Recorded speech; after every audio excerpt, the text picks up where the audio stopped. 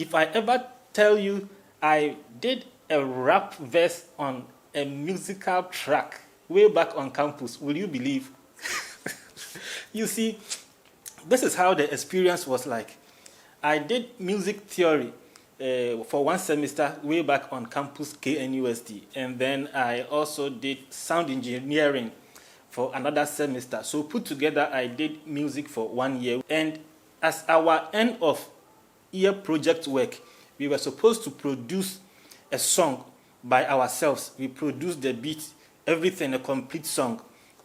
And we chose to do Wait in Vain by Bob Marley. I don't wanna wait in vain for your love. We did a remix version of that song. And you know, the original one doesn't have any rap in it, but in our remix version, I had to do a rap verse in that song. And this is how the experience was like. The music, the beat was created, and then the vocals or the audio were recorded in the booth, recording booth. And when you enter the recording booth, it is soundproof, so you don't hear any sound coming from outside. And the sound within the booth has been treated in a way that even your own voice will change when you enter the booth. When you enter the booth, you see that you don't hear your voice the way you hear it all around, because the sound there has been treated. Echo has been removed, other sound distortions have been removed, and you hear your own voice differently. And then it is in the booth that you have to record your song or your rap. So you are there with the microphone, and yet you still have to sing or rap according to the beat. So if there is no sound coming into the booth, how do you hear the beat and use it to sing? That is why musicians use headphones. This one. So inside the booth, you have this, you have your microphone, and you place it here. So it is through this one that you hear the sound. And the technique here is that the sound coming from here should not enter the mic. The only thing that the mic should record is your voice, not the sound coming from anywhere. That's why they give you this, so that the sound coming or the beat will not enter the mic. The mic is supposed to record only your voice. All right.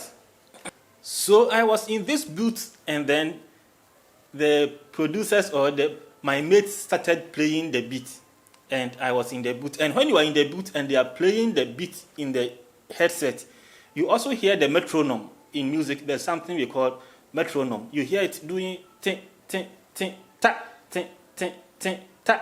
So you use it to mark the beat of the music. So the beat was playing, and at some point, you see that they will give you the sign like this, because even when they talk, you will not hear. So they will give you a sign like this so that you can start.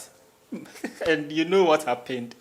They will give me the sign like this, and by the time I start, the beat is already gone, and I will be singing off beat. Then they will cut. They will do a re-recording. We did it over and over. But at the end of the day, I was able to record the rap verse, which was mixed into the track. And now I sit down to reflect the effort that goes into recording such a track. And I also look at our musicians, the likes of Sarkodie, the likes of Lord Kenya, and the others who became champions of their time. And I don't get surprised by their success, because they put in the effort, they put in the energy, the passion was there. You look at the kind of music Lord Kenya was doing, the energy, the rap, and I did only one verse of rap in a song. Lord Kenya would do 3 verses on a track, and he was releasing albums after albums. You look at the likes of Obrafour, Tic Tac, and the rest, and you see the energy and the passion. So I'm not surprised they got to that point. You see, these are people who spent a lot of time sleeping in studios. Some of them were sacked from their homes. Some of them were disowned by their family because they chose to pursue music against academic works. So some of them were disowned, and they slept on the streets. They slept in studios while sweeping, helping studio managers and producers. They sacrificed, they paid the price by sleeping in studios days and nights. What price is the Christian creative paying? Monday to Friday, we sit in the banks to work.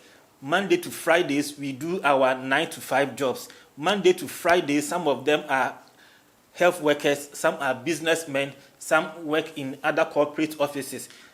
And they sing once a week on Sundays. They go for rehearsals. Even that is those who are serious to go for the rehearsals. They go on Saturdays and Sunday. They stand on church platforms to sing.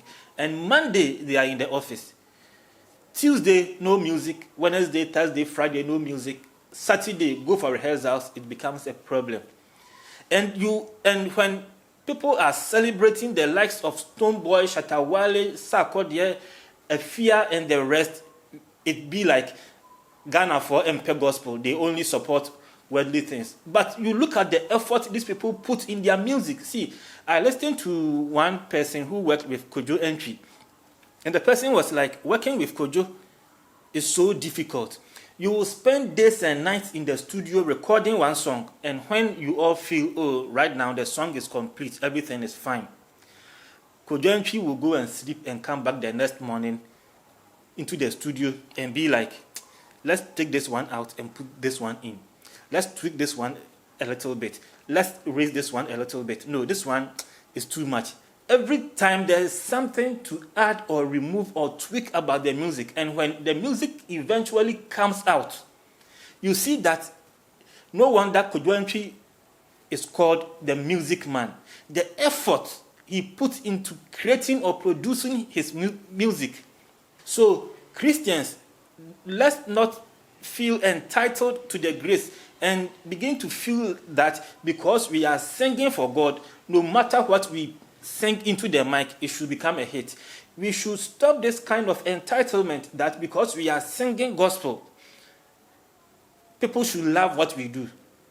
We really need to put in the effort. We really need to pay the price. There is a price to pay for everything.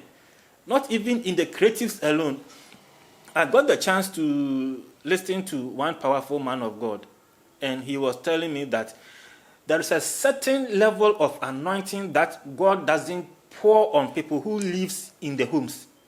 For you to attain that level, for you to tap into that anointing, you have to leave your home and go and stay somewhere, pray and pay the price to get that anointing.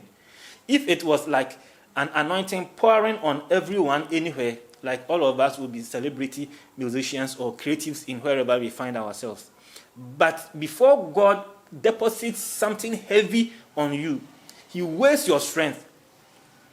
If I pour all this on this person, will he be able to carry it? So you weigh yourself, your attitude towards music, your attitude towards the instrument you play, your attitude towards the video you produce, your attitude towards the editing you do. If God should lift you to that level, will you be able to sustain the grace? So, this is my word to you, creatives, fellow creatives. I'm one of you. I produce videos, and just as I was telling you, I also do music. Most of the soundtracks of my movies, I produce them by myself in my studio, and so I'm one of you. And I think at this point, if we really want God to take us to the next level of our creative endeavors, we have to put in much effort. All right, my name is Emmanuel B. B for blessing. You can also call me Emmanuel Ochrimensa, and this is the official channel for Gospel Film Hub GH. I keep saying, when we are not making movies, we come here to talk. Until I come your way once again, I love you.